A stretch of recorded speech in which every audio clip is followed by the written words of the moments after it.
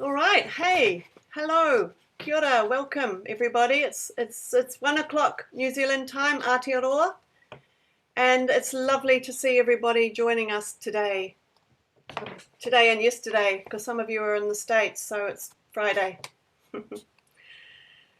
I'd like to begin with a whakatoki, a karakia, in Te Reo Māori, which I will also repeat in English.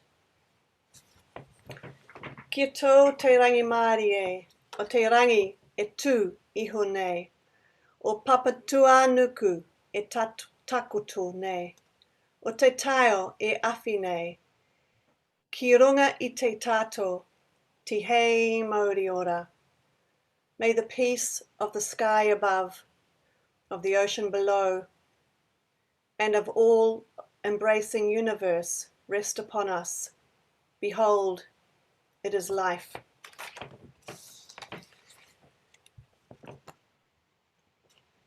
So welcome people from all over the oceans and the land around our beautiful Pacific network.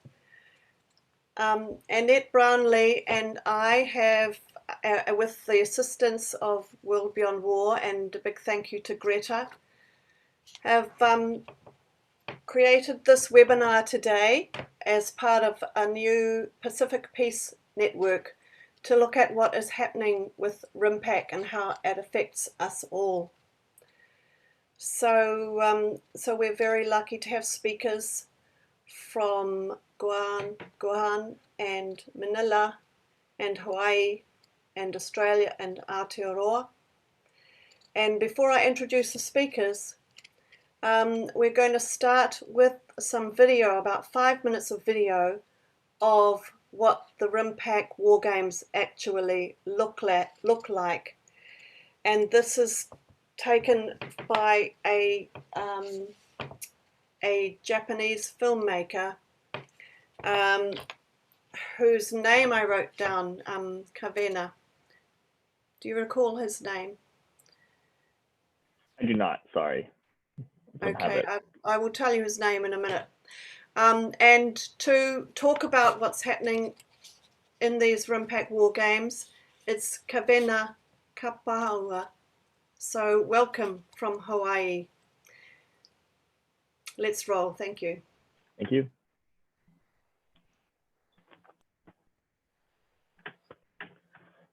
So what you're seeing here is the Operation Sailor Hat, which was done on the island of Ko'olave here in Hawaii.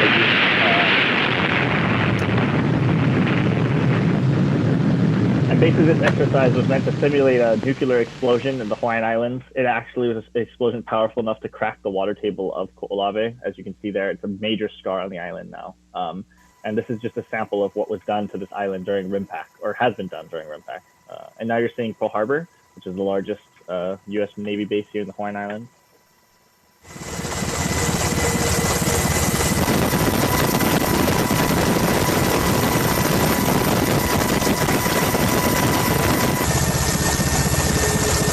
As you can see, these exercises are extremely expensive.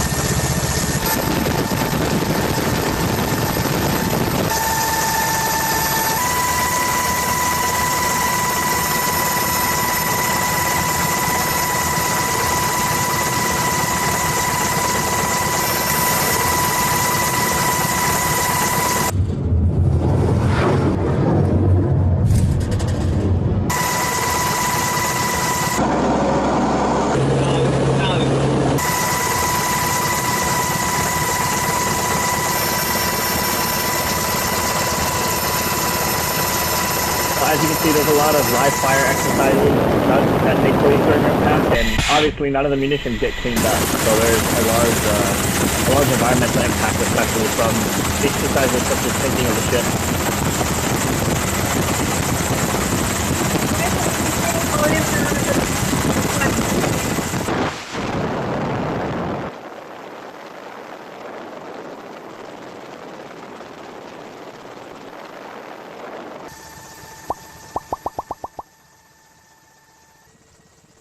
Would you mind repeating some of what you said, Kawena? Oh yeah, so as you can see, there's a lot of live fire exercises that take place during the Rim of the Pacific military exercises.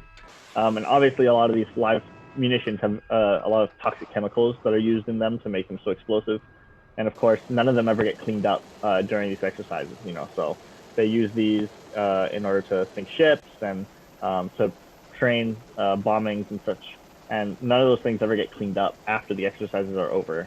All those ships that are sunk to the bottom, they remain there. And the Navy themselves have said many times that these release toxic chemicals into the water and are hazardous to the environment.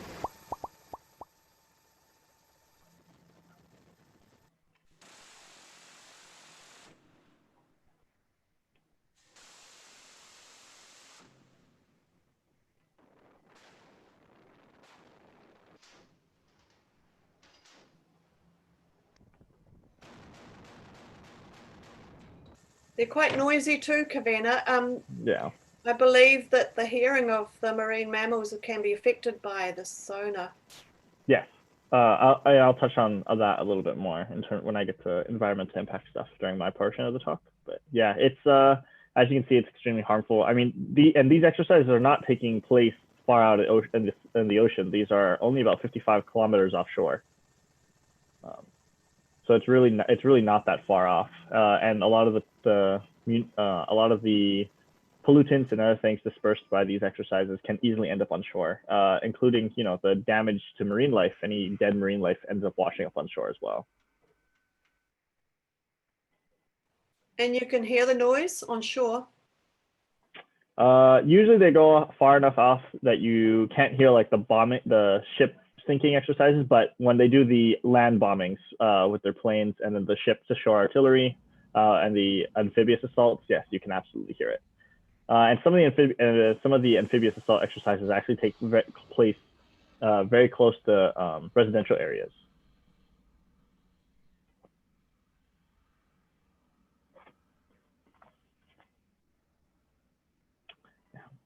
But I think that should be basically that's the rest of the video. It's just them blowing things up.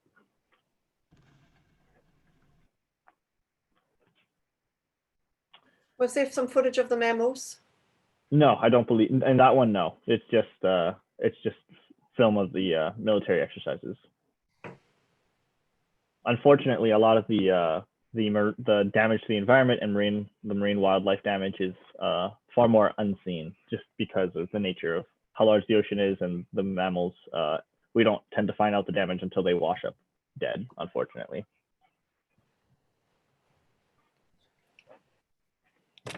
Thank you very much.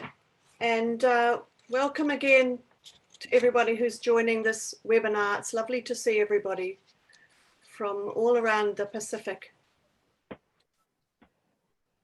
And thank you so much, Kawena, for explaining a little bit about that video of what the so-called war games actually look like and how it's actually very real. And I can't imagine what it's like for people on the island who have to witness this. So we have 5 speakers: Kawena from Hawaii, Maria from Guam, Virginia from the Philippines, Margie Beavis from Australia, and Valerie Morse from Aotearoa. So I will introduce each one of you by turn, but we'll start with you, Kawena Kapahua. Kawena is a native Hawaiian activist based in Hawaii, working to protect Hawaiian land and human rights on Mauna Kea, as well as in a plethora of other Hawaiian issues. He's a co-organizer of the Cancel RIMPAC Coalition in Hawaii that's been working to end the RIMPAC war games, and is also pushing for the demilitarization of Hawaii in order to further the welfare of the people of Hawaii, its land and its waters. So, Kawena is going to talk for 5 to 7 minutes, and we're giving our speakers a bell at about 5 minutes. But there will be time for questions afterwards, and people please feel free to type in any questions in the chat at the bottom of your screen. Thank you, Kawena. Aloha mai kako. Thank you all for all of you being here. My name, as she said, is Kawena Kala Kapahua, and I'm part of the Cancel RIMPAC Coalition here in Hawaii. So RIMPAC is the largest military war games in the world. It's been taking place since 1971, and it takes place every 2 years. The last time RIMPAC came to Hawaii, which was in 2018, it brought 25,000 military personnel from 25 countries, along with 47 surface ships, 5 submarines, and more than 200 aircraft. And all of these exercises take place are usually live fire. And so, these can be extremely damaging to the environment. These include exercises out at sea, where, as you saw in the video, where they're bombing target ships and just firing off munitions into the ocean. It also includes some on land exercises, such as using military firing ranges to practice bombing from airplanes or ship-to-shore artillery strikes. Included in this is also usually an infantry component, which includes an amphibious assault, basically a land invasion from sea to shore. And so all of these exercises have an extreme impact, not only on the environment, but on the people here in Hawaii. Especially this year during a pandemic, there's extreme concern over bringing that many people here to Hawaii. Tourism here is mostly for the most part closed. During peak tourism season on any given day, we can see about 30,000 people visiting the Hawaiian Islands. So when RIMPAC comes for the 2 weeks it'll be here and brings 25,000 additional people, you can see how much of an extra burden that would put on the residents here in Hawaii.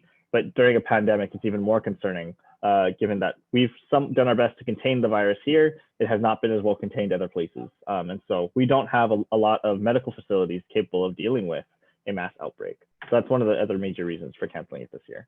But as I was saying, RIMPAC causes a lot of environmental damage. You saw in the video, you can only imagine the amount of damage it causes to the ocean during this. Explosions, the shockwaves underwater travel great distances, and there's been a plethora of research showing that naval sonar is extremely damaging to animals, such as whales. The Navy's own EIS, or Environmental Impact Statement, states that they suspect they expose about 250,000 whales to hearing loss via sonar, which obviously is extremely damaging to the survival ratio of these animals, given that they rely on sonar for so much. And in addition to this, especially on land, there's a large impact as well. If any of you have been knowing what's going on in Hawaii in recent years, Mauna Kea, which is the tallest mountain here in Hawaii, has been the site of a major conflict over the construction of a large telescope. On that same mountain, the U.S. military has a bombing range, which is called Pohakuloa. It's in the middle of the island of Hawaii, the Hawaii Island, which is the Big Island as it's called. And so this area is extremely sacred to Hawaiians. It has a lot of temples. Unfortunately, it's used very regularly for bombing exercises. And the last time RIMPAC came, the bombing exercises sparked a large brush fire that claimed about 2,000 acres of land. And so, as you can see, these are extremely damaging impacts. In addition to this, they do the Sink X. There's exercises they run called Sink X, which is basically, as you saw, they line up ships in the ocean and just hit them and shoot them until they sink.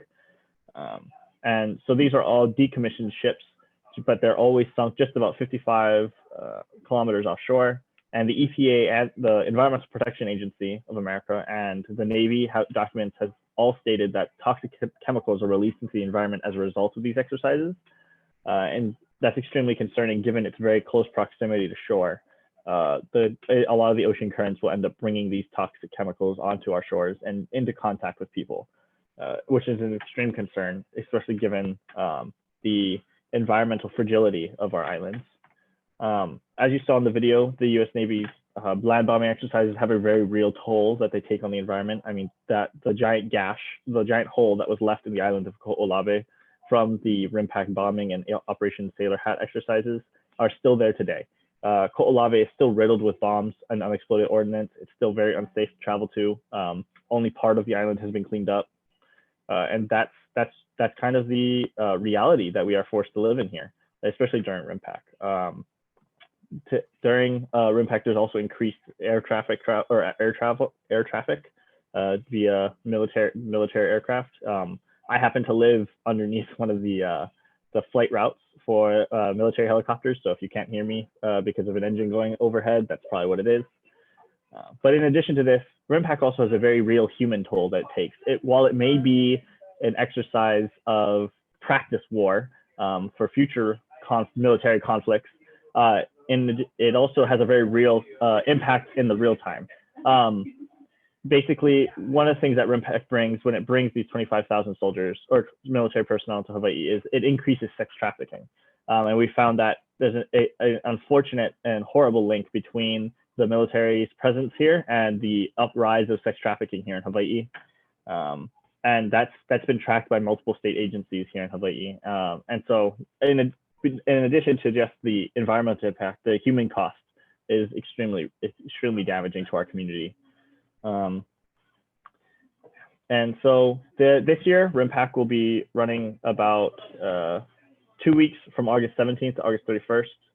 And so there's been some issues concerning that the military, just this past week, the state announced that the military would not be required to quarantine when they came here. Everyone traveling to Hawaii as of today, or as of the past couple months, is required to quarantine themselves for 2 weeks and not go out.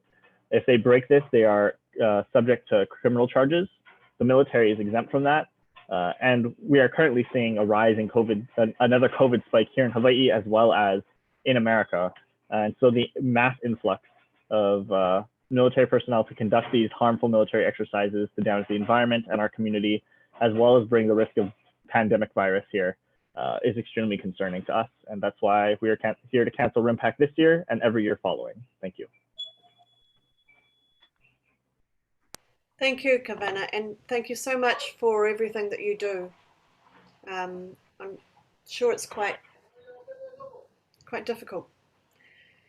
So our next speaker is Maria Hernandez, who is a daughter of Guam, an environmental and cultural rights advocate with a BA in literature and an MS in business administration.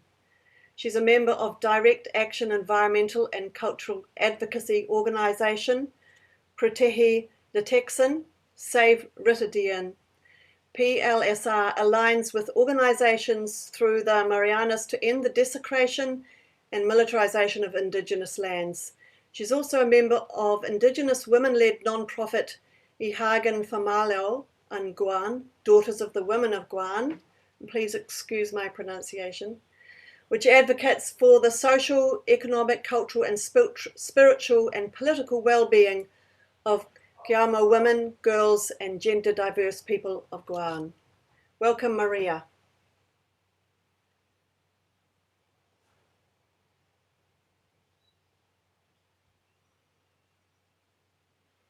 You're muted, Maria.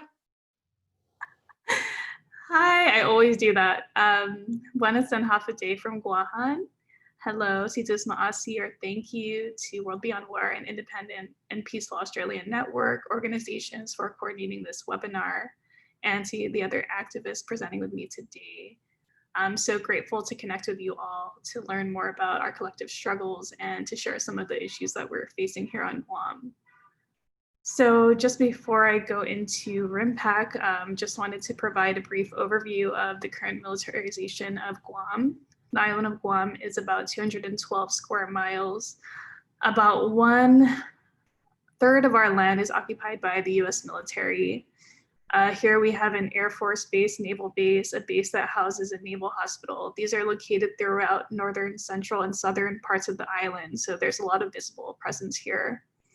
And despite an over decade-long resistance to the relocation of Marines from Okinawa to Guam, our island has seen increased construction, including another large base, a Marine base that's being built now to accommodate approximately 5,000 Marines and their families from Okinawa to Guam.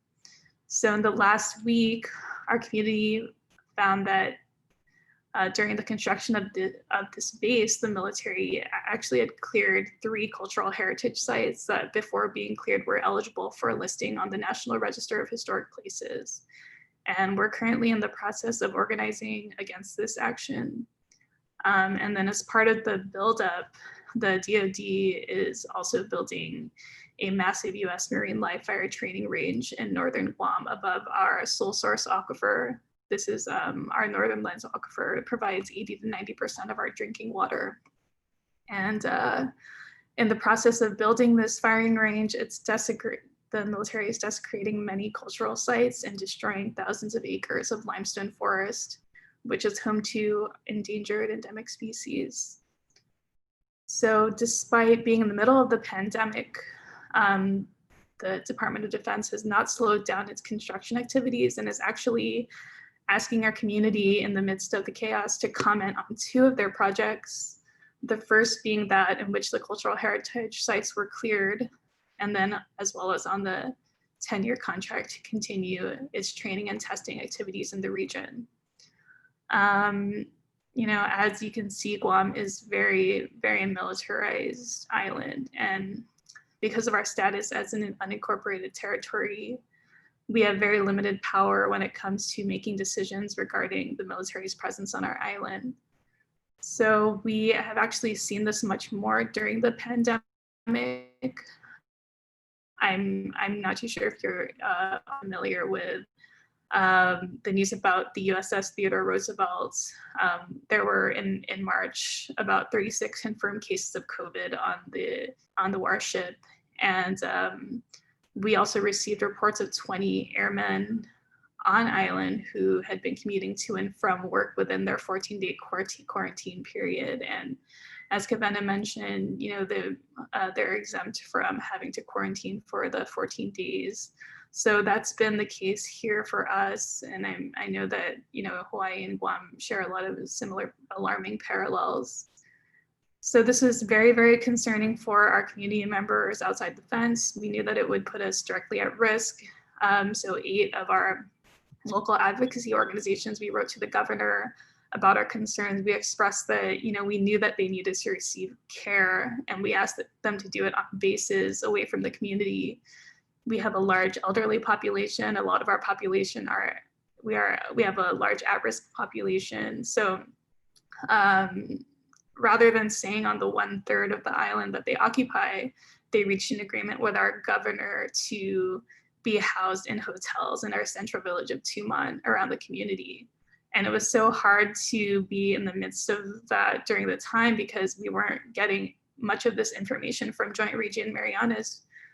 We were actually finding out the number of positive cases and what was happening down the street on national media rather than locally from Joint Region Marianas in our local government. So connecting this to RIMPAC, it's important for all of us to consider what happened with the USS Roosevelt, because despite you know, them saying that our trainings for RIMPAC will only be at sea this year, you know, there could be an outbreak on a ship and the need for sailors to be treated off the ship.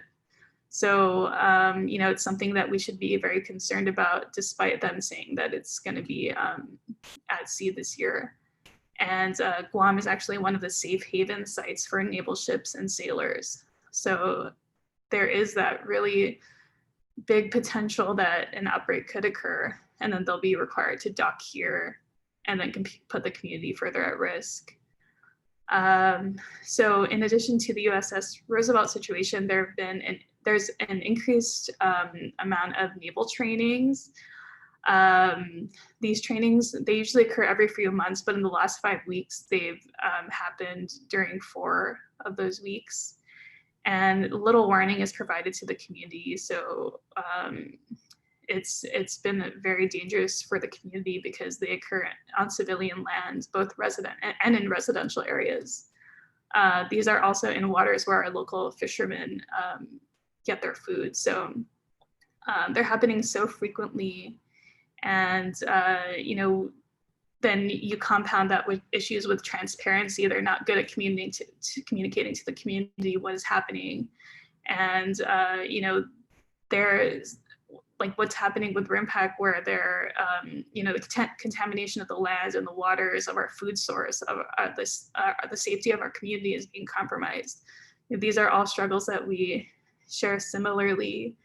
And a recent news article just came out talking about, despite our community submitting 500 pages worth of input from scientists, residents, and elected officials, the US Navy basically didn't really change their plans for training and testing in the region.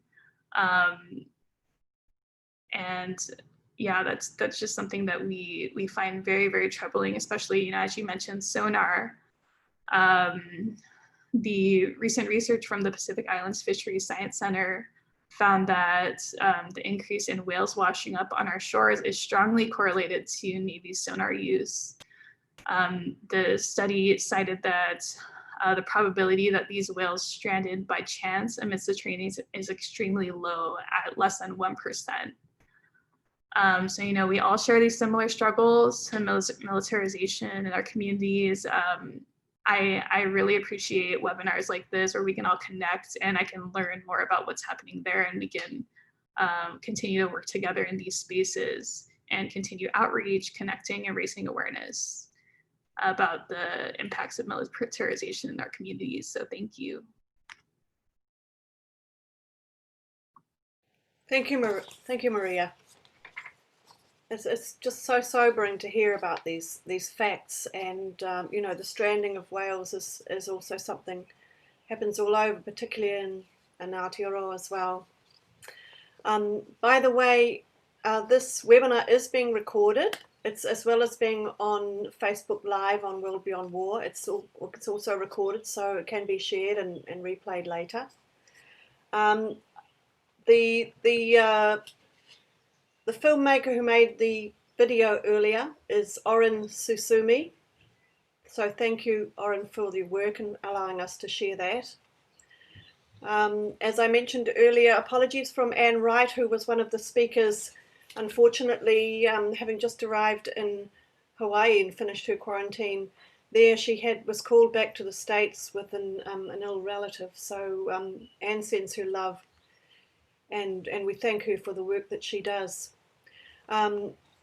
So if anyone's got any, we will have questions for all of the speakers at the end of the webinar.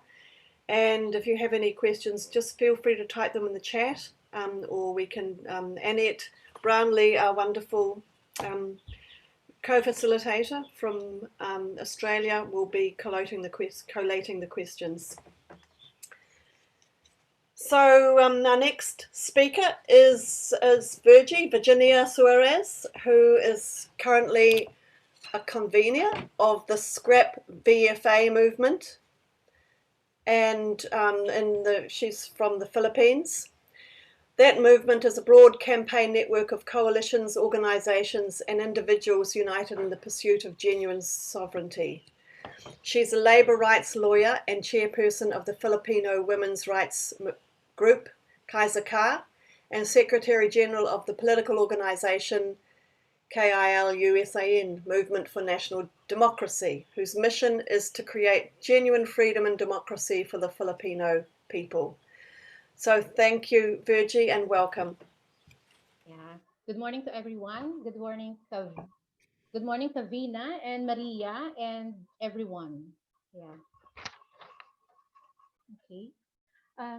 The U.S. occupation of the Philippines is replete with the stories of atrocities, violence, massacres, rapes, displacement of farmers, fisherfolk, and indigenous people, environmental degradation, destruction of our natural resources.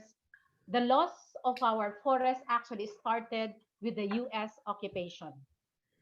The more than 100 years of U.S.-Philippine unequal relationship is a long years of control, betrayals, deception, subserviency, and destruction, marked with developmental aggression, intervention in our economic and political affairs, intrusion to our territory, and alienation of our culture and education.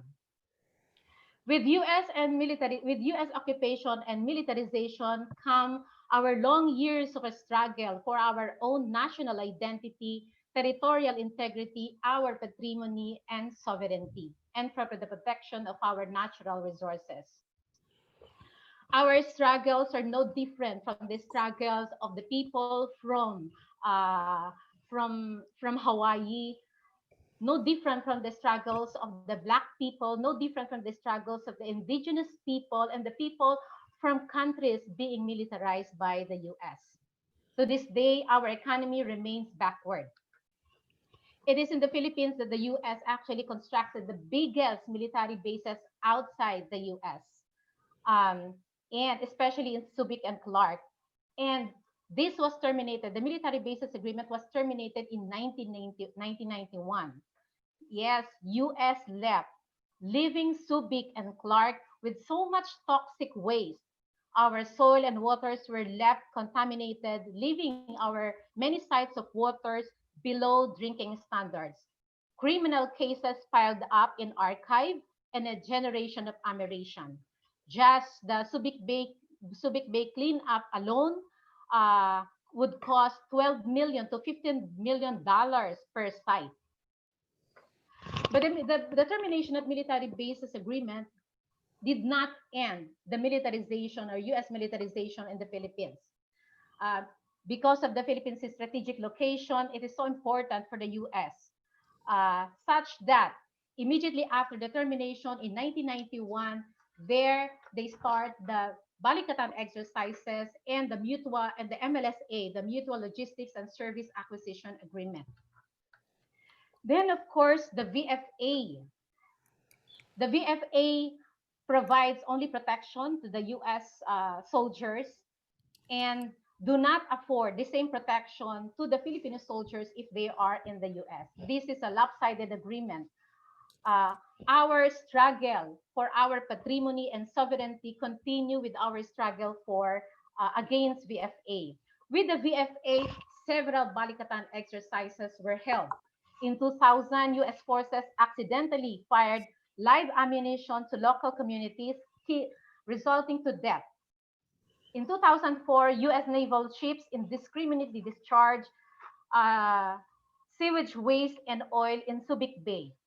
All these live fire exercises, naval maneuverings, cause coral reef destruction, and the intensified military exercises disrupt the ecosystem and harm even our endangered species.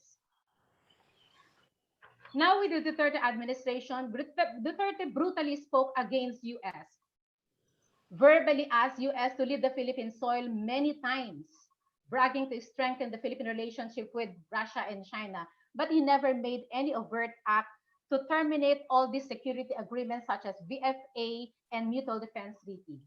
In fact, the Balikatan exercises under Duterte is of wider engagement. In 2019, 3,500 US soldiers and 50 Australian soldiers are part of the Balikatan exercises. The exercises include amphibious operation, live fire trainings, urban operations, aviation operations, and counterterrorism response training. Duterte was agitated when the US Congress made resolution not to allow entry to US all those involved in the unjust detention of our Senator Leila de Lima. But when the former chief of police, Senator Bato de la Rosa's visa was canceled, Duterte immediately immediately terminated the VFA. We have all the reasons to terminate the VFA, but we were dubious about Duterte's flimsy reason to terminate it. The suspension of termination immediately came 3 months after when Duterte announced the termination of VFA. The suspension of VFA termination is an affirmation of the Philippine government's subserviency to imperialist US. This comes at the height of a global pandemic when we are locked down, weeks after Trump and Duterte spoke, after the US Congress approved $2 billion arms sale to the Philippines, and just after the anti-terror bill was approved in second reading. Just days after the suspension of the termination of VFA, the US ships docked in Subic. Subic is touted as one of the world's most beautiful port. The Philippines opens a new airstrip to bring in US aircraft in Pag-asa Island. Two-seater fighter jet was conducting a routine training in the Philippine territory. And now the US brags of its plan to go back to Subic, its one of its bases, former bases. US, in partnership with Austal, an Australian company, plan to take over Hanjin Shipyard as port and for repair and reconstruction of US ships and reconstruction of naval projects. In fact, every year, 80 to 100 US ships, including warships and submarines, dock in Subic, touted as the best ports of the world. And the US and the Philippines are already now in the final stage of negotiating this. This means another round of destruction, another round of attack to our patrimony and to our sovereignty. That's why the Scrap BFA joined our brothers and sisters in Hawaii, our brothers and sisters in the Pacific, in calling for the cancellation of RIMPAC, because our struggle is the same struggle with all these people in the Pacific. We from Scrap VFA and the entire Filipino people declare our vigorous opposition to the suspension of our termination of VFA and our vigorous opposition to the ongoing RIMPAC. Let us save our lives, our natural resources, our patrimony, and sovereignty. Thank you.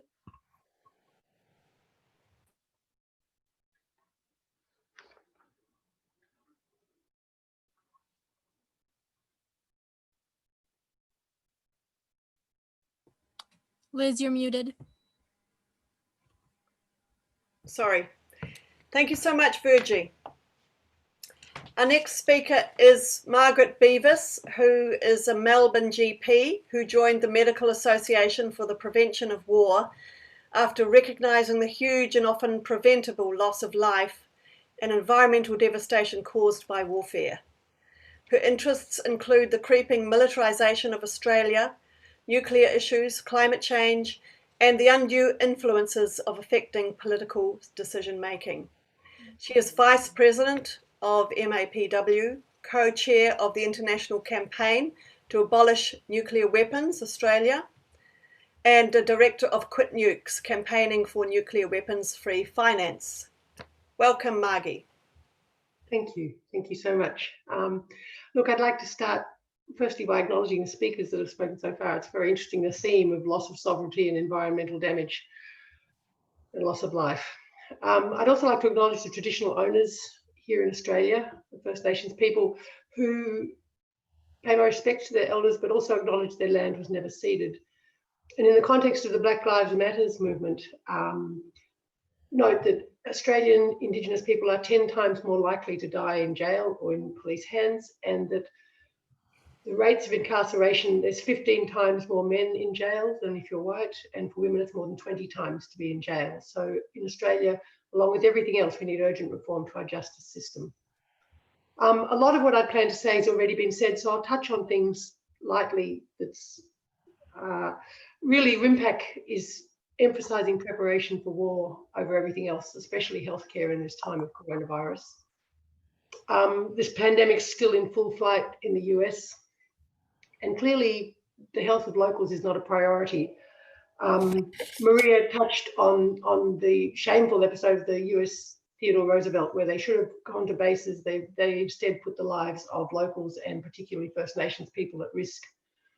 In South Korea, there were 72 positive coronavirus tests done on behalf of the US military, but they wouldn't say where these troops were. They wouldn't say who they were, and they have developed a very explicit non-disclosure policy. So they will not say to people, if there is an outbreak, they will give very little information. For Hawaii specifically, for these RIMPAC games, they've tried to say this is going to be an all-at-sea exercise, but there's clearly going to be shore-based contingents. They've stated there's going to be shore-based contingents for command and control, for logistics and for support. And again, the excuse is not good enough given they're exempt from quarantine, and clearly the US is still a major problem in terms of sources of infection. Here in Australia, we face the same issue in that Darwin, the Northern Territory, one of our states, territories, is free of coronavirus effectively, but we are yet seeing troops coming into Darwin. There's a rotation of 1,200 troops.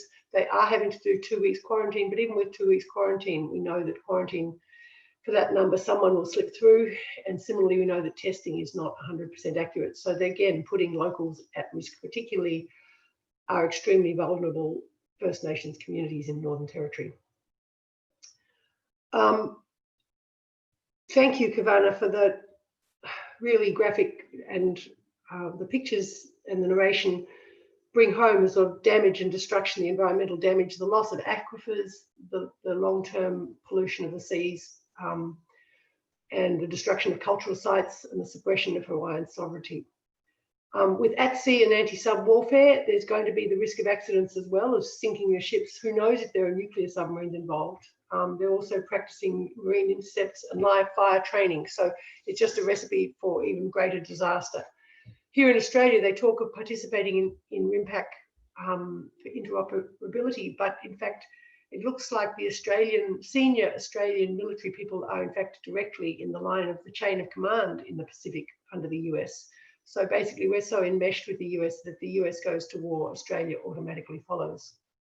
And Australia clearly needs an independent foreign policy. It's not acceptable for us to follow the leadership of the US, particularly at the moment, but at any time.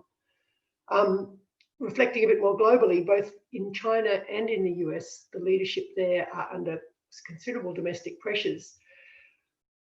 And these crises are really leading them to want to seek confrontation with each other, and also opposing China looks like it's shaping up to be one of Trump's re-election, a centerpiece of Trump's re-election strategy.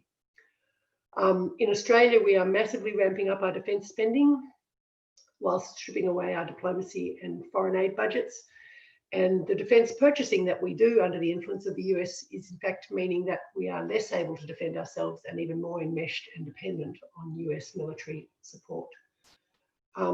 It's ironic that the US accuses China of seeking to supplant to get rid of the rules-based order, that they accuse them of wanting to establish and dictate new norms and behaviours. Well, it brings to mind the old saying of the pot calling the kettle black. Trump has abandoned so many important treaties. He's got rid of the nuclear treaties around international nuclear forces, the anti-ballistic missile treaty. He's flagged that he's going to withdraw from the New START treaty. This leadership and administration is really very problematic, and it would be terrible if we go to war as part of Trump's re-election strategy. Withdrawing from treaties is dangerous. It's deliberate wrecking behaviour, and particularly for smaller nations, leaves us all much less secure. And so it's shows a complete disdain for the allies they say that they protect.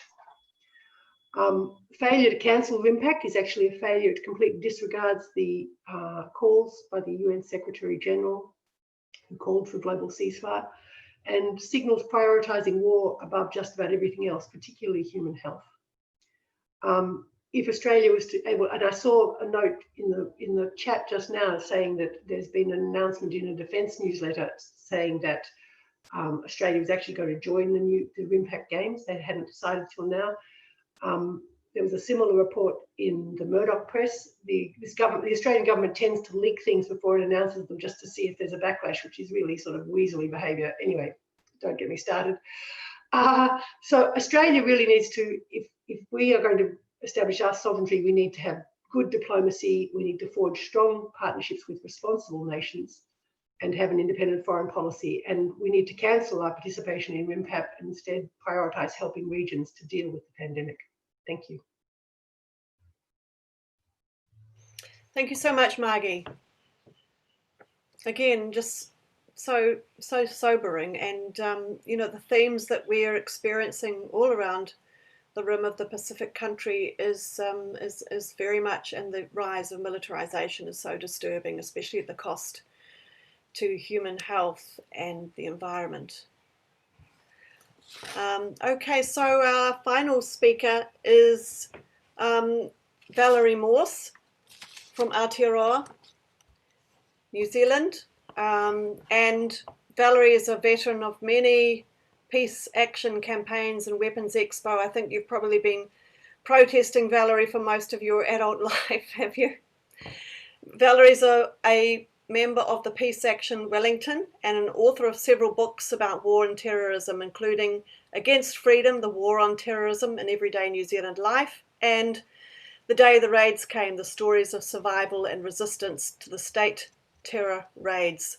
So thank you so much for joining us today, Valerie. Welcome. Tēnā koutou katoa, he mihi nunui ki te tangata whenua o te rohi nei, he tiaki I te moana nui aki wā. I first want to just send a big mihi to our tangata whenua, our Indigenous people, te ao Māori here in Aotearoa, whose lands I stand on here, whose lands were never ceded but were stolen.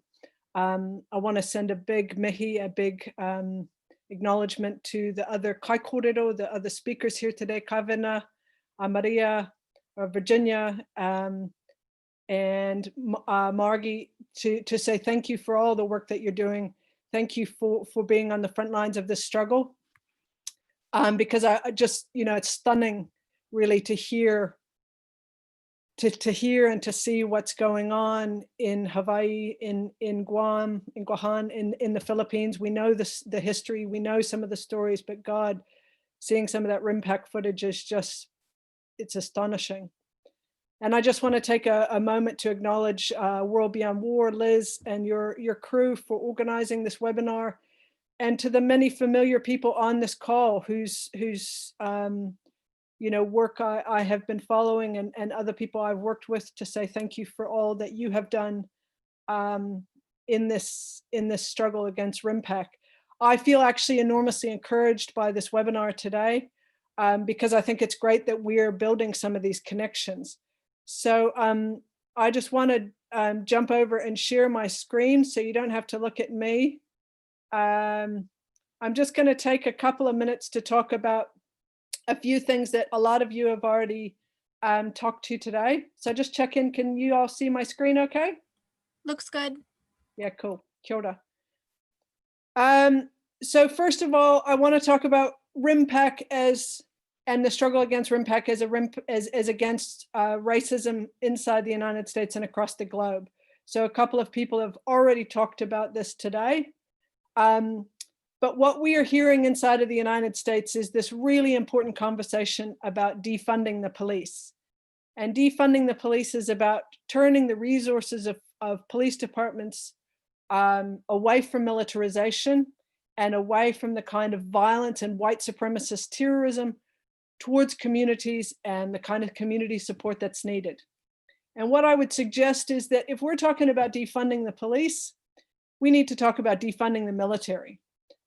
Inside of the United States, the amount of money that is going towards military spending, as most of you will be well aware, is astronomical against almost anything else that gets money inside of the United States. It is a stunning indictment of the priorities of the United States, and the pandemic has certainly laid that bare. But when we're talking about defunding the military, we're talking about essentially a similar kind of idea. And I guess I would say, without probably too much argument amongst the listeners here today, that the US military is a force of white supremacist violence around the globe. It is a force of violence, most recently under the guise of the war on terrorism for the last 20 years, predominantly against Muslim nations and Muslim people around the world. But that war on terrorism has a long whakapapa, as we say, a long genealogy, which starts as the war against indigenous people, the war of colonization, the war of theft of resources that has gone on for generations and continues on today with the occupations of Hawaii, the occupations of Guam, the continued militarization across the Philippines, and really across the Pacific. So again, won't be as any surprise to anybody on this call. We've got the United States' enormous military presence across the Asia Pacific region. Here in Aotearoa at the bottom of the earth, the US flag represents the Harewood base down in Christchurch, which is predominantly used for trips down to Antarctica. Sort of the final frontier on planet Earth is Antarctica, a huge place for resources and a huge resource grab going on there now. We've also got what is effectively a US military base over on Mahia Peninsula on the East Coast, where a company called Rocket Lab is now sending up US defense satellites into space, secret, predominantly low altitude surveillance satellites. And these are, we can't really find out very much about what these satellites are even doing. So this is one way in which I guess New Zealand is complicit in what's going on in this wider, essentially struggle, anti-racist struggle, anti-colonial struggle, anti-militarist struggle, and struggle for a free and independent Pacific. So again, the US's military budget is absolutely dwarfs that of any of the next large players, including China.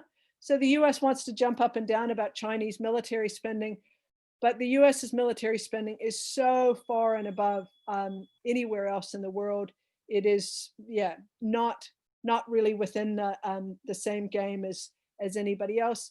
And what I want to say about New Zealand is that New Zealand is being sort of pushed into this realm of increased military spending in the same way that Australia is, in the same way that many of the US's allies are, and that we're being asked to buy stuff that we really don't need for our own defensive purposes, if you even buy into that kind of paradigm.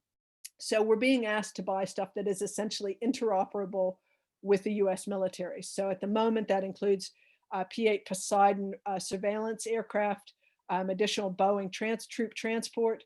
It involves a new sonar and hydrographic dive vessel, which is our contribution this year to RIMPAC. So the New Zealand Navy is sending the HMNZS Manawanui, which is a brand new hydrographic dive vessel that they're sending over. And so the other thing I just want to pivot to in talking about defunding the military is the environmental impact, which has really been already touched upon by Kawena and other people in the corridor today. And that's the impact that vessels like this vessel is made for military mapping purposes. It goes out and does sonar testing throughout the Pacific.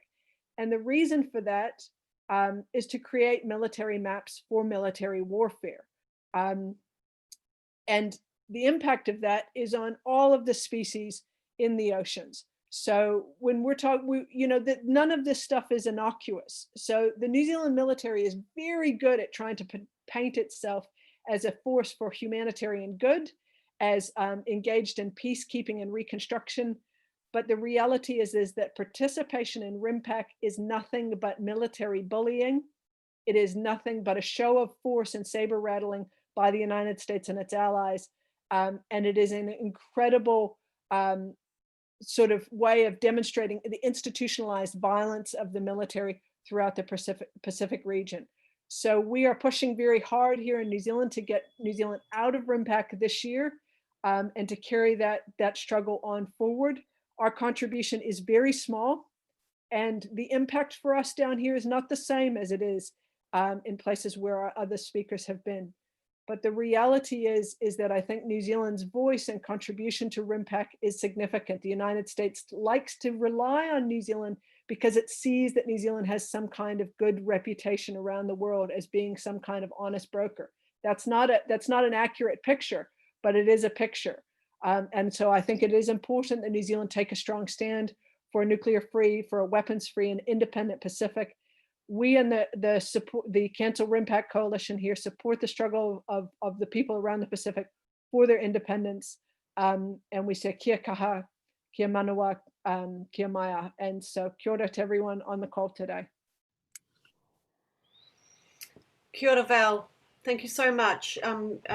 Make some very, very good points. And also the Five Eyes Network, which is the intelligence network, is very much a network of white English-speaking people. Canada, England, Australia, New Zealand, United States. There's so many tie-ins really with what's going on. Right, so it's time for questions now, and So Annette, you're going to ask the questions, and I'd also just like to acknowledge we have here today Leah Bolger, who's the president of World Beyond War. Welcome, Leah. And Leah comes from Veterans for Peace, is a former military commander. So as is Anne Wright, she was also in the military. So, you know, when we have the experience of these people in our movement, joining the peace movement. Annette, would you like to come on?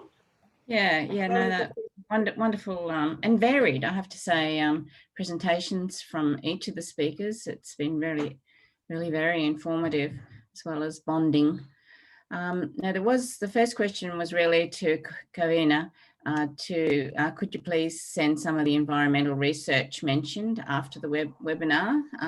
So I'm sure Kawena can do that.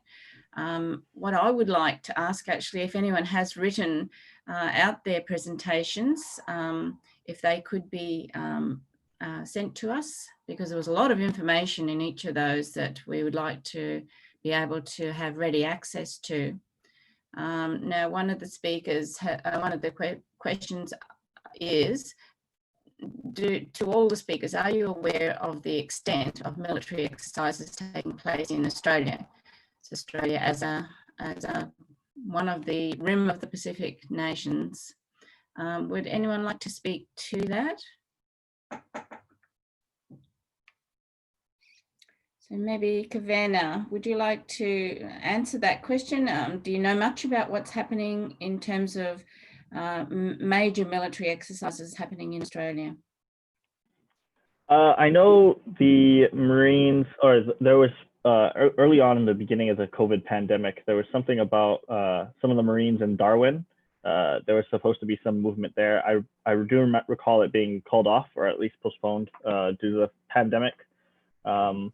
We also just heard from, in terms of Australia's involvement in military exercises, I'm not aware of any currently going on in Australia, but I know that when we reached out to the US military this past week, they said concerning Australia and other nations' participation this year in RIMPAC, they said that everyone was still, every nation who had come in 2018 was still on the docket to come this year, and so far almost none of them had pulled out. So yeah. I had a look at the defense minister's website yesterday to see whether there was any official announcement, because in, I think in March, April, they said they would defer a RIMPAC decision until closer to the time. Yesterday, looking at the defense minister's media press releases, there was no mention of RIMPAC. However, in the Murdoch press the day before, there was a release saying that they would go ahead, and I think Annette's just published something from a defence site saying they would go ahead. Scott Morrison has got a long history of leaking information to the media before he makes a decision, because he likes to put his toe in the water. Certainly the rotation for the troops has been reduced from 2,500 down to 1,200, and they're coming in 200 allocations of 200 people and supposedly quarantining for 2 weeks. But I think there are plans to go ahead with military exercises. There was one that was cancelled earlier this year, but I think they're now back on track, so-called. And I think coronavirus, the impacts that coronavirus coming into our Indigenous communities has not factored into the decision-making much at all. Thanks, Margie. The next question is from Leah. Are locals allowed to use the US hospital in Guam? Do civilian aircraft use the US airports? If so, that may be a big argument against getting the US out in Guam. Do you want to speak to that, Maria? Sure. Actually on Guam, we have one of the highest recruitment levels in the nation. So for that reason, a lot of our locals are able to use the Navy hospital. Civilian aircrafts, the military has their own, they have their own airport that they use. But yeah, I would definitely like to hear more about this person could kind of elaborate. Okay. Do you want to say anything more? Just you'll have to put it in the chat line, I guess. I'll just go to the next question. Laurel from, I think Laurel's from Hawaii. We made an inquiry to the US Navy about if logistics teams will be coming to shore. Here's their response. In inverted commas, Joint Base Pearl Harbor Hickam will host a minimal footprint of staff ashore for command, control, logistics, and other support functions. So again, Kawena, you might like to speak to that. It's not exactly a question, but it is information. Yeah, I can speak to that. So yes, the American military has at least said that there will be no onshore exercises. So in previous years, it's been both at sea and on shore. This year it will only be at sea. However, given there's a large logistical team that needs to come to Hawaii, so the minimal footprint doesn't really give an exact number.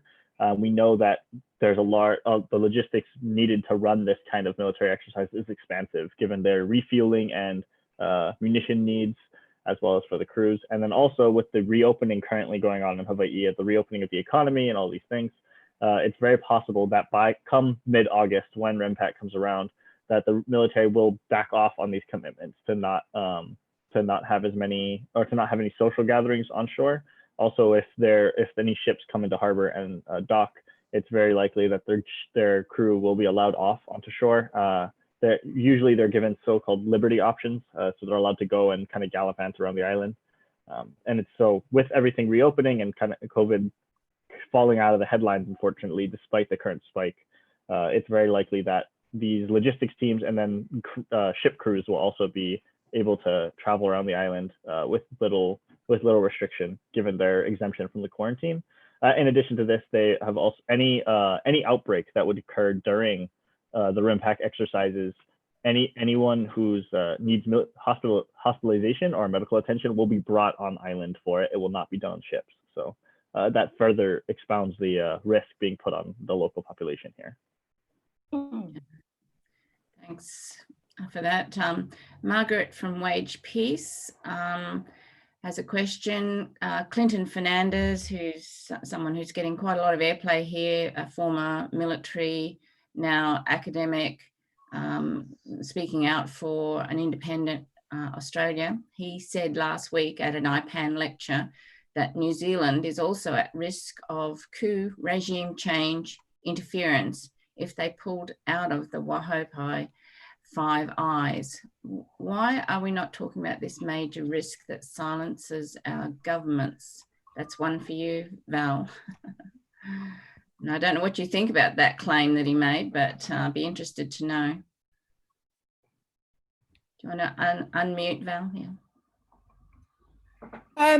I think it's worrying that the Five Eyes is expanding into essentially trying to run economic policy across Five Eyes nations.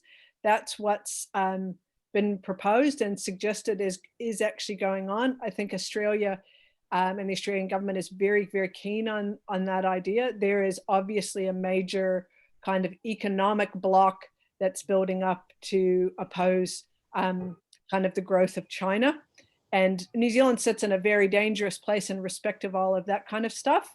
But I see, yeah, we certainly see here in New Zealand a kind of the growth of Five Eyes and the power of the United States here in terms of its military strength and its desire to get the New Zealand government to do things.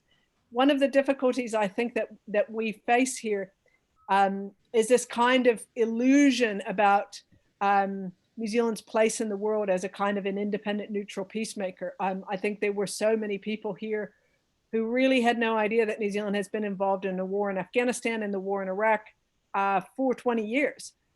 So we're fighting a bit of an uphill battle in terms of public education about New Zealand's role with the Five Eyes agencies.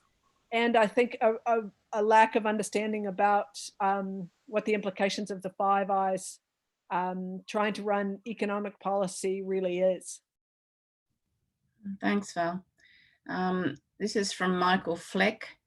How close will the RIMPAC dates be to the August 6 and 9 commemorations of the 75th anniversary of the atomic bombings of Hiroshima and Nagasaki. RIMPAC, he states, is heating pre-war climate in the Pacific, similar to the Pacific period prior to Pearl Harbor. So another one for you, Kawena. So RIMPAC this year, it usually takes place a little more in the middle of summer. This year, it's been pushed back and reduced to 2 weeks due to the coronavirus pandemic. It'll only take place from August 17th to August 31st. But RIMPAC definitely does play a role in some of the saber rattling going on in the Pacific at the moment. Just in the past month, we've heard about the U.S. forward deploying several of its attack submarines toward China. And also there are currently, I believe, 3 aircraft carriers now deployed in the Pacific region. Obviously, of course, this is in response to China. And I guess it's somewhat of a saber rattling tactic by the United States to show some strength while it's been getting a lot of bad headlines for its coronavirus response, as well as the current unrest going on in regards to Black Lives Matter. So yeah, yes, there's a lot of correlation between the saber rattling being done in the Pacific as well as RIMPAC.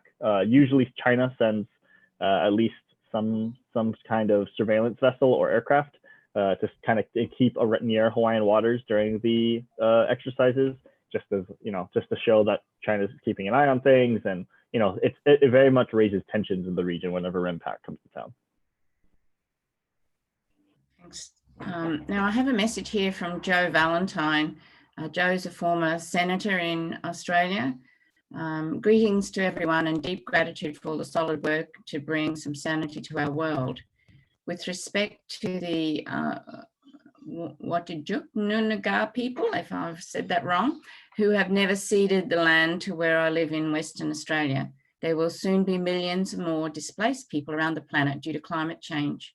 We will need some of the non-lethal skills of military personnel to help masses of people on the move. Their communications, engineering, medical and logistical expertise could be very useful should we be talking about redeployment so that defence forces can be used to build communities rather than destroying them. So that's an open one for any of the speakers. I might just ask Virgie, as we haven't directed any questions to you. Yeah. So the question really is about redeployment of the military forces away from war. Yeah. In the Philippines, indeed, the effect was so much to our environment and the Filipino people. The biggest fund also, instead of using to the military, should actually be used to help the people. Instead, that's why we agree to defund the military and use the fund. In fact, we can actually make use of the soldiers instead of killing people, instead of killing the environment. Then use the soldiers to rebuild the nation, to build the cities, to build the provinces, to build to build especially the communities of indigenous people, instead of using all this fund. Also in the Philippines, we have so much spent so much in the for the military instead of giving the fund to the health sector, giving the fund to the education sector. The Philippines has a data of so many rapes, so many killings. Children and women are raped, aside from other than our natural resources or our environment being raped. For more than 100 years, there's only one case where we were able to send a U.S. soldier to jail, and that is that's our fight. Our fight for Jennifer Laude is actually a fight for every woman and every girl raped by the U.S. And we do not want another Jennifer Laude elsewhere in the world. So really, I really learn a lot from this webinar and really find the importance for us to really come together to really fight this U.S. Imperialist wars and militarization, because no matter no country can ever fight this U.S. imperialist wars and militarization, considering the very high budget being given by the US. So again, with the RIMPAC, it's really high time for us to come together and really show that people come together all over the place, all over the world, to call for the defunding of the militarization, to the stop of the US wars and militarization. Thanks, Virgie. Yeah, I've got quite a few messages here just asking for more information about the movement to oppose militarism in Hawaii. Just, how successful is that developing that movement? And I suppose I think that's a good question to put to each of the speakers in each of your countries. So Kawena, you might like to start. Sure. So there's been a long history of resistance to militarism and occupation here in Hawaii, from armed uprisings when America first invaded and took over our country, to more recent resistances such as the Protect Ko'olawe movement, which was the island you saw being bombed in the video, and a lot broader as well. Hawaii was very much involved in the nuclear-free and independent Pacific movement back in the day, and there's somewhat in a little bit of response to that previous question about redeploying the military. Hawaii is currently under an occupation at the moment. And so regardless of whatever non-lethal skills the military brings to any certain situation, as Virginia mentioned, there's a lot of negative impacts the military has when being in any at home in any region. So here in Hawaii, obviously we see a rise in sex trafficking. We see a rise in violence and some of the other domestic issues concerning military here in Hawaii, as well as continued environmental degradation and issues. I'm actually holding in my hand a bullet that was found at one of our sacred temples here in Hawaii, near where one of the military bombing ranges is. We found this when we went to this Heiaus Reform ceremony in last November. And so there's the military occupation here in Hawaii is very active, and there's been a lot of movement against it in the past 30-40 years. In terms of building a lot of the movements being built around the protection of Hawaiian land has to do with the military itself. The military is in control of about 26% of all land here in the Hawaiian Islands. And so we're dealing with a housing crisis currently of many local residents being forced out of their homes. This is in part due to the military continuing to bring in more and more troops and them needing places to live. And so there's a lot of resistance here to the continued expansion of the military, especially since the Obama administration, with his Asiatic Pacific pivot to focus more attention on the rise of China and other threats in the Asia Pacific region. And so there's quite a large opposition here to the expansion of the military. Unfortunately, it's still a very hard-fought battle with the current relationship. Similar to Guam, we have a really high rate of recruitment here in Hawaii for people joining the military, as is common with a lot of the America's Pacific territories. And so it's a hard-fought battle, but it's a long-running one, and also one that every day we continue to educate more people on, so that they're better prepared to deal with the negative impacts of militarism here in Hawaii, and eventually deoccupy us. That's great, thanks. Maria, would you like to go next? Unmute.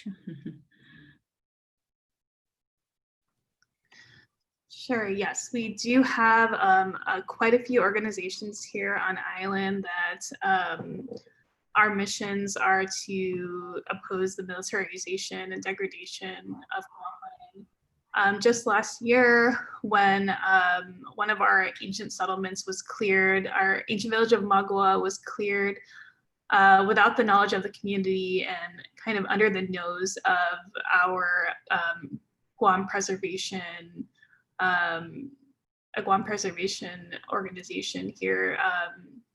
So when that happened,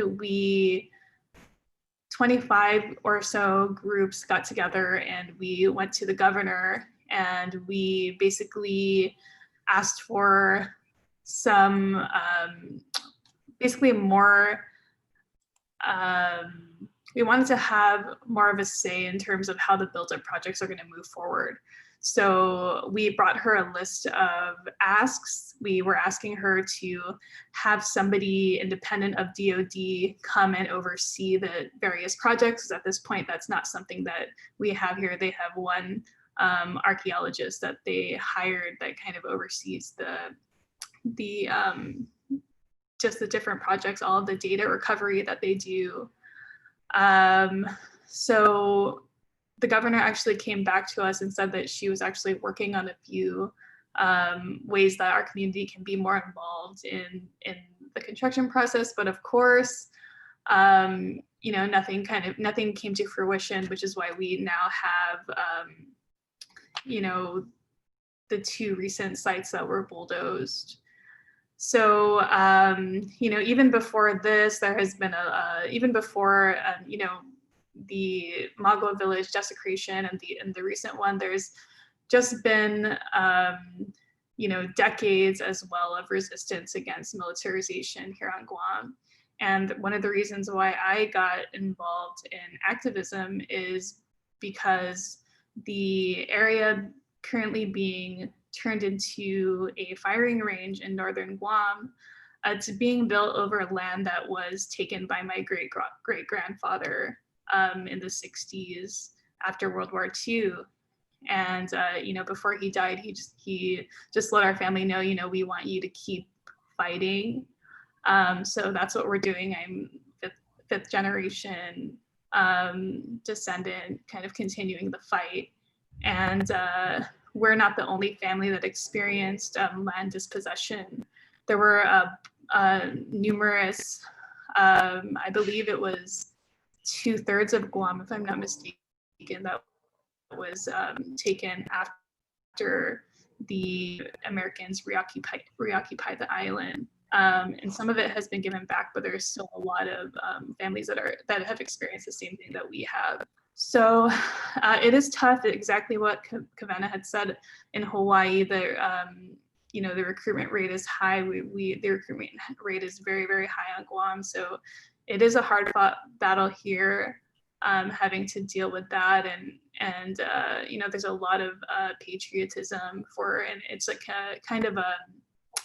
it's something that generations of families are proud to do here on Guam. So I think a big part of it is putting that education out there, that speaking out and being critical of an organization isn't necessarily being attacking you know, the person trying to put food on the table for their family. It's being upset at the system, and you know, that's something that we try to inform people about. And I think the more that we educate, the more that people start to wake up to the harsh realities. So that's definitely something that we've been doing. The decolonization movement, you know, Guam is one of 17 colonies in the world. So that's been something that we've been pushing for more.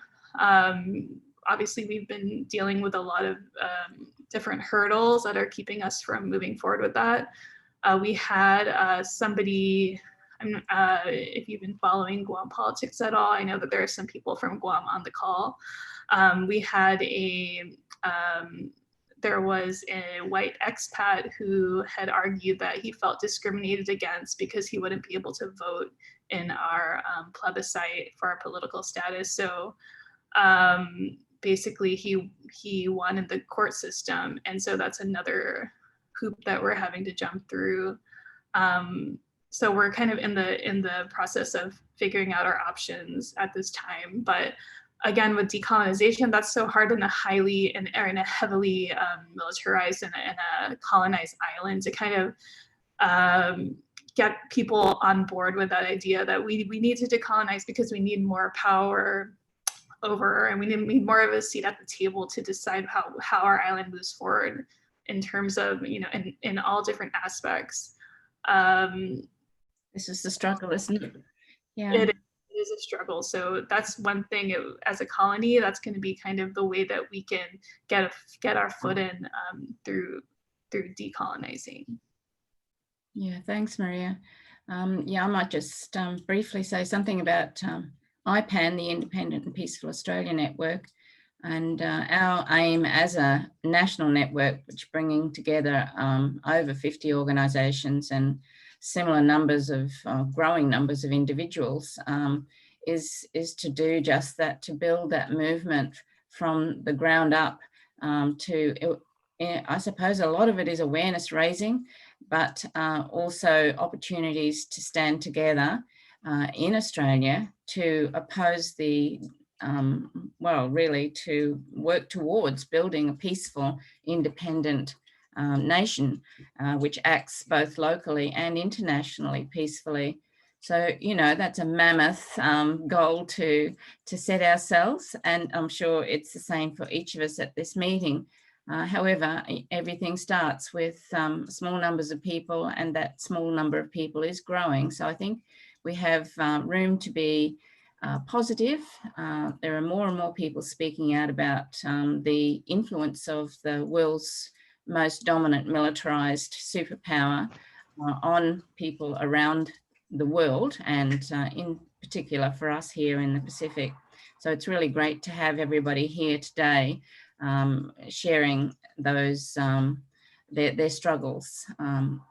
I will ask Val to speak a little bit about New Zealand. This is kind of summing up really towards the end of the webinar here, but it is interesting to know from each of us just how we're going along the way towards building real opposition and proposition for that independence and peaceful future. Kia ora, I might just turn over to Virginia since she was the third speaker and let her have a corridor first. Okay. Yeah, no, that's all good. Thanks, Val. Yeah. Okay. Virginia? Yeah. Yeah.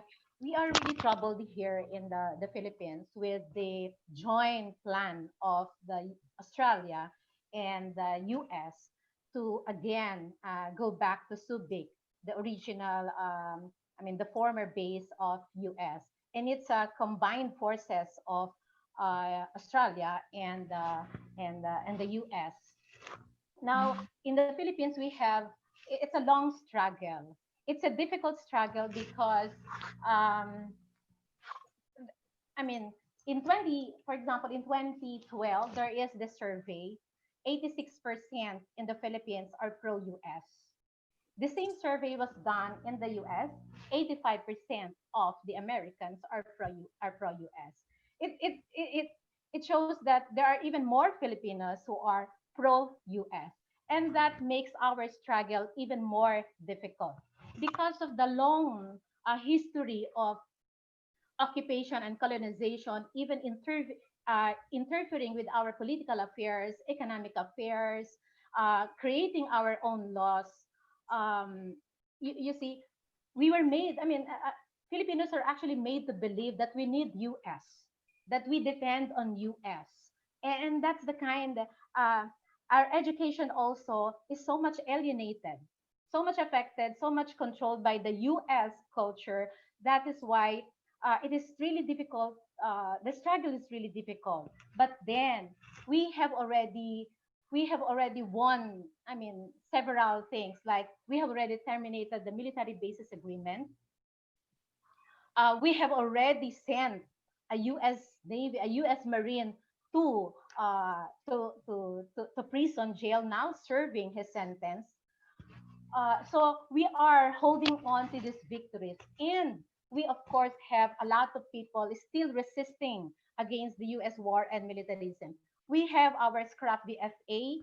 We do not only ask for the scrapping of the visiting forces agreement. We want also the mutual defense treaty to be scrapped. We also want the enhanced defense cooperation agreement to be scrapped. The enhanced defense cooperation, the US has already learned its lesson. That's why in the enhanced EDCA, enhanced defense cooperation agreement, it actually made a provision that in cases of violation, there will be no cases filed against US soldiers. There will only be that it has to go through, the parties have to go through compromise agreement. That is why with the plan to again for the US to go back again to Subic, its former base, that is really troubling us. But this will all the more the Filipinos will inspire us to even fight, to join all the people here in the webinar, to join the people from the Pacific especially from the Hawaiian and the Guam, to really show the world that this war and militarization do not bring, do not bring happiness, do not bring development to the to the people of the world. Rather, the the U.S. wars and militarization simply mean more profit to companies engage in armaments. It simply means profit to them. But to us, without the U.S. wars and militarization, there will be more lives. There will be more shelters. There will be more natural wealth for us. That's why we really need to stand up against the U.S. war and militarization. So from SCRAF Visiting Forces Agreement, as well as from Kaisaka and the Kilusan, our organization, we stand up with all these people, with all of you. And so we call for the cancellation of RIMPAC, down with the U.S. imperialism. Thank you. Thank you, Riz. Thank you. Thanks, Virgie. I did have one of the participants has asked, particularly of you, for more detail about how the Australian government is working with the US to establish US occupation of Subic Bay base. Can you speak to that, Virgie? A bit more detail about how the Australian government is working with, in the Philippines to establish the US occupation of Subic Bay base. Yes. The data that we have shows that they are already in the finalization of the negotiation. Initially, the Duterte administration awarded awarded this Hanjin project to the China, but something happened that now it's with Australia and US. They are bragging of employing 30,000 employees, and half of the Hanjin shipyard will be operated by the Australia, and half will be used as port for US naval projects and for the repair and the construction of them. I guess we have really to find out more about this US and Australia project in Subic, and we will keep you updated. That would be great. Yeah, we'd appreciate any material that you can send to us.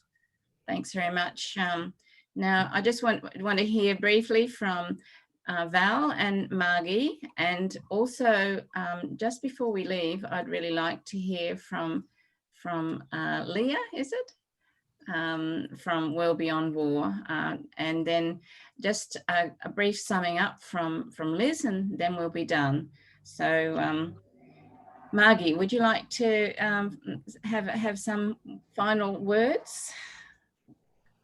I think it's very depressing how the military industrial complex is so dominant in all our countries. I think it's dominant in America, in Australia, and clearly in all the countries that have been represented today.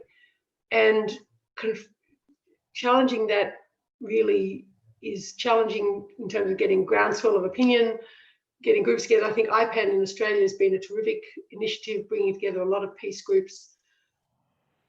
I wish I had a good answer. I think just getting people to be informed is a good start. Political movements here in Australia, we need electoral reform. We certainly desperately need media reform. We need anti-corruption commission. Australia is gradually getting more and more militarised, and it's depressing to hear that Subic Bay is going to be subject to Australian militarisation as well. Thanks, Margie. Val?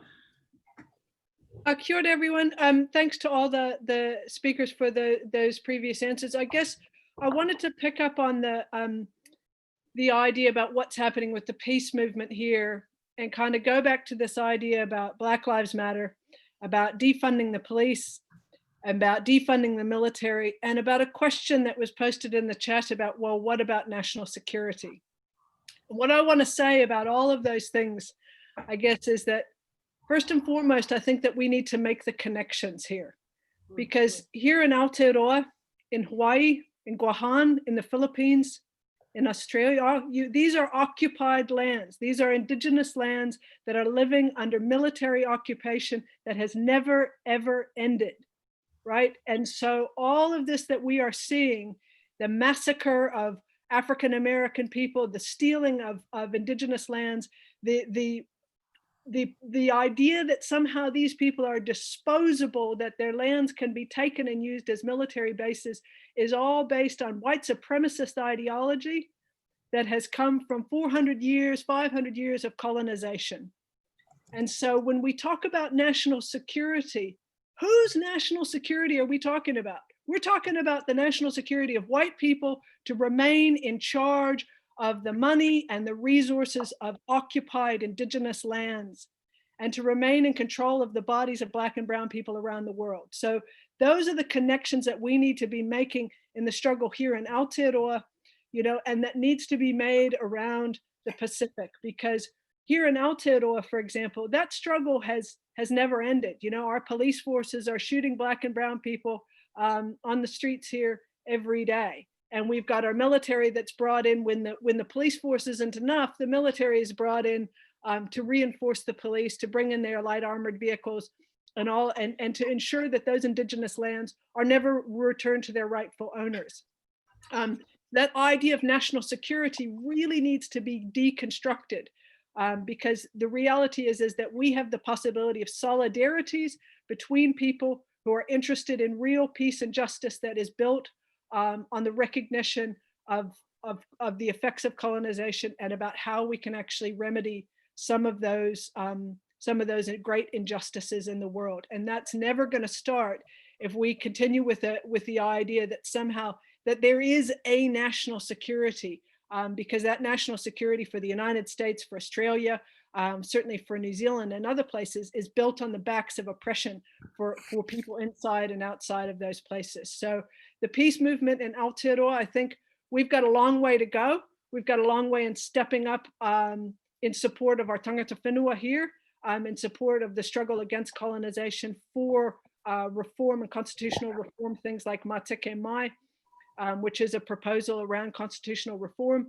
For me, on the streets, you know, I'm about direct action. I believe in getting in the way of those who are involved in the military industrial complex, shutting down their operations, causing them material and financial problems. Like, that is the only way these people are gonna ever listen to us, is to get in the way of what they are doing any way that we can, and to make it financially cost them money, because that's all they actually care about. They don't care about anything else. Talking to them about human rights or anything else doesn't go anywhere. In New Zealand, it's a mythology. These people do not care about that. What they care about is power. So we need to hit them where that hurts, and to follow the money. Yep. Well said. Now, Leah, are you there? And are you able to say a few words from World Beyond War?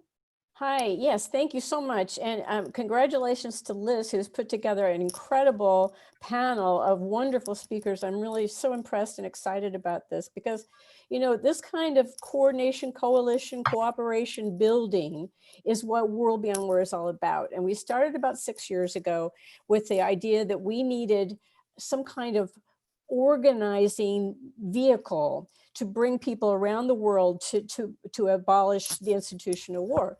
But we know, I mean, as an American anti-war activist, I don't feel like I have very much power at all to persuade my own government to end its ways. And Virgie was saying, I think, about the propaganda that Filipinos are taught that they need the United States there to take care of them.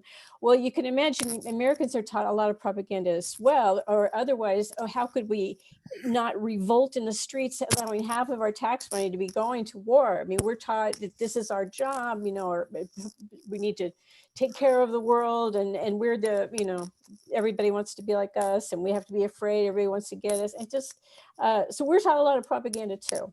And because our political system and electoral system is such that it is, individuals have very little clout with their congressmen. It's all about money, as Val said. It's about Congress and lobbyists and all that stuff.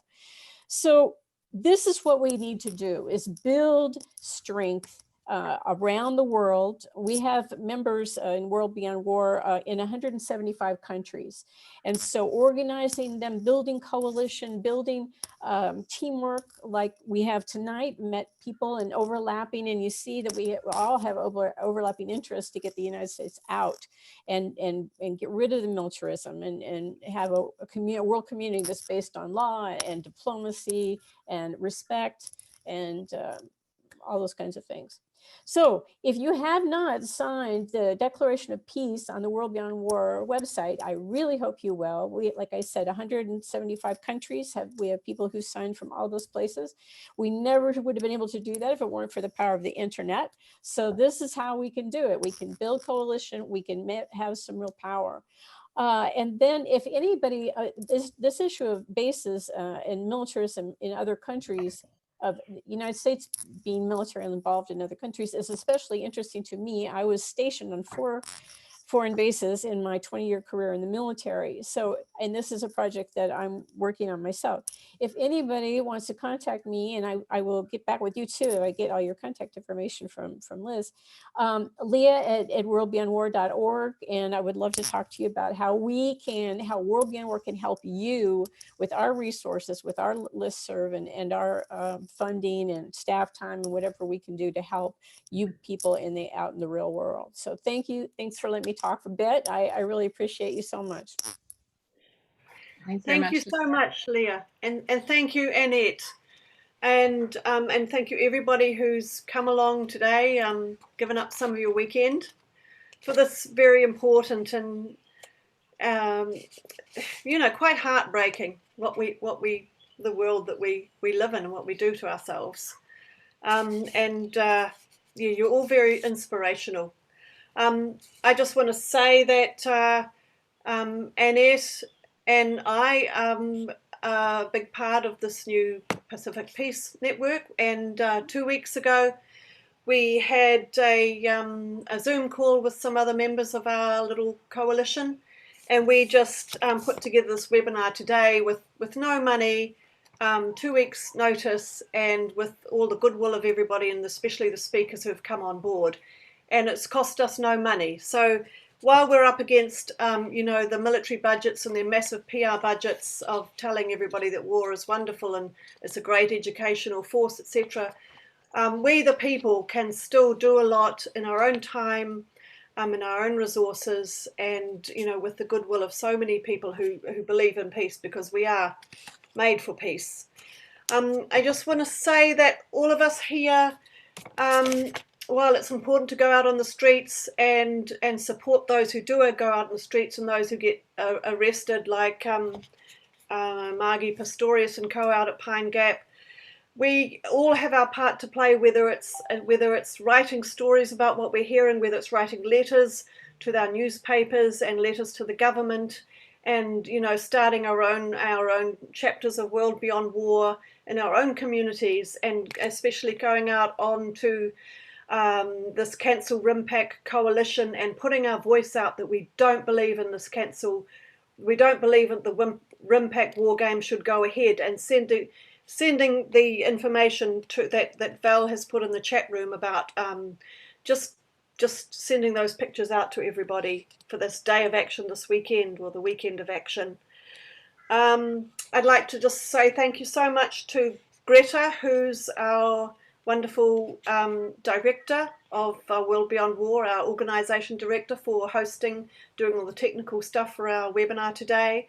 Again, thank you, Annette and Marie, who's our timekeeper. Everyone's been so spot on with time. You haven't had to sound your bell, but thank you for being there. And especially to Maria, Virgie, Val, Kawena and Margie for your wonderful presentations. Absolutely fantastic. And there will be the information, or some information will be sent out from this. You can save in the chat of some of the information yourself.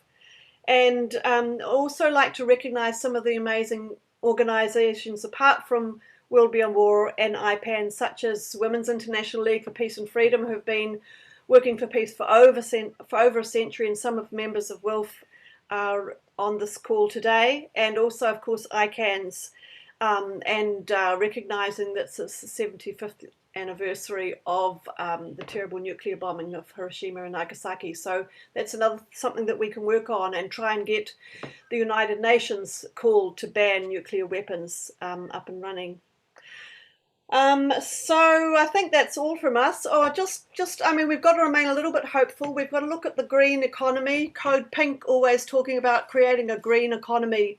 That's where the money should be going towards, all our sustainable resources and the things that we really need. So let's sort of concentrate on those things when we do manage to abolish militarism and war making, and more money towards the things that we need. So I just thought, just to finish up, I would just repeat the same karakia that I began with.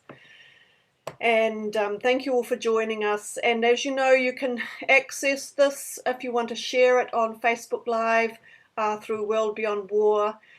Greta, I don't know if you need to say anything to add that we might have forgotten. No, just wanted to say thanks to everyone, and we'll send an email afterwards with the link to the recording and the link to the presentations and additional resources. Okay, great. Well, have a lovely rest of your weekend, everybody. Thanks for coming in. And yes, may the peace of the sky above, of the ocean below, and of the all-embracing universe rest upon us all. Behold, it is life. Kia tau te rangamari o te rangi e tū iho nei. O papatū nuku e takoto nei, o te tau e awhi nei, ki runga i a tātou, ti hei mauri ora. Kia ora, ka kite. Thank you very much, Liz, and all. Bye for now. We'll be in touch. Okay. Yeah.